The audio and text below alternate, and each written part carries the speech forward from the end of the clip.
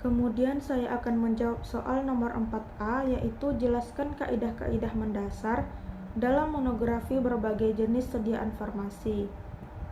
Monografi pada farmakope maksudnya yaitu mencantumkan nama bahan, definisi, spesifikasi, dan persyaratan lainnya yang berkaitan dengan pengemasan, penyimpanan, dan juga penandaan.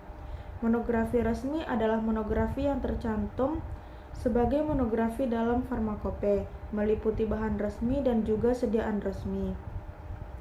Adapun kaidah-kaidah mendasar dalam monografi yaitu seperti nama lain, pemberian, kelarutan, identifikasi, baku pembanding, bobot jenis, wadah dan penyimpanan, jarak lebur, susut pengeringan, sisa pemijaran, dan juga penetapan kadar. Pemberian adalah uraian tentang bentuk, bau, rasa, warna simplisia. Jadi merupakan informasi yang diperlukan pada pengamatan terhadap simplisia nabati yang berupa bagian tanaman seperti kulit, daun, akar, ataupun lainnya. Kelarutan merupakan salah satu sifat fisikokimia senyawa obat yang penting diperhatikan pada saat memformulasikan suatu bahan obat menjadi bentuk sediaan. Kelarutan atau solubilitas adalah kemampuan suatu zat kimia tertentu atau zat terlarut untuk larut dalam suatu pelarut. Kelarutannya dinyatakan dalam jumlah maksimal zat terlarut yang larut dalam suatu pelarut pada kesetimbangan.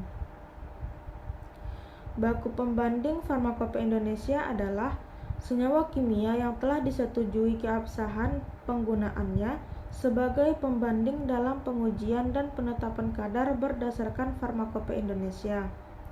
Fungsi standar baku pembanding adalah suatu bahan dengan kemurnian tertentu yang digunakan sebagai pembanding untuk mendapatkan kadar suatu analit sampel. Kelarutan pembanding untuk menolkan skala absorbansi setiap selesai satu pengukuran dan dihitung nilai absorbansi rata-ratanya. Kemudian susut pengeringan adalah hasil dari pengeringan bobot sampel basah dikurangi dengan bobot sampel kering atau setelah pemanasan pada suhu 105 derajat Celcius. Uji susut pengeringan ini mencapai bobot dikatakan selesai apabila berat penimbangan sudah konstan, yang bertujuan untuk memberikan batasan maksimal atau rentang tentang besarnya senyawa yang hilang pada proses pengeringan. Sementara itu, jarak lebur didefinisikan sebagai rentang temperatur atau suhu pada saat bentuk pada tersebut, mulai melebur hingga keseluruhan sampel melebur semua. Uji jarak lebur yang tertera pada masing-masing monografi digunakan untuk identifikasi dan karakterisasi suatu senyawa.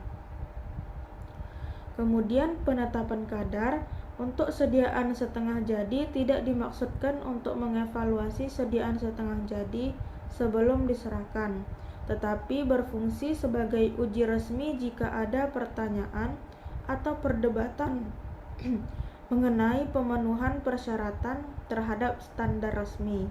Penetapan kadar bahan dan sediaan resmi dicantumkan dalam masing-masing monografi. Kemudian senyawa asing dan cemaran. Pengujian terhadap adanya senyawa asing dan cemaran dimaksudkan untuk membatasi senyawa tersebut sampai pada jumlah yang tidak mempengaruhi bahan pada kondisi yang menggunakan bahan biasa. Kemudian cemaran lain. Jika monografi memuat penetapan kadar atau uji cemaran organik berdasarkan kromatografi, selain uji sisa pelarut dan prosedur monografi tidak dapat mendeteksi identitas dan jumlah cemaran dalam bahan yang diketahui, maka cemaran tersebut dinyatakan sebagai cemaran lain.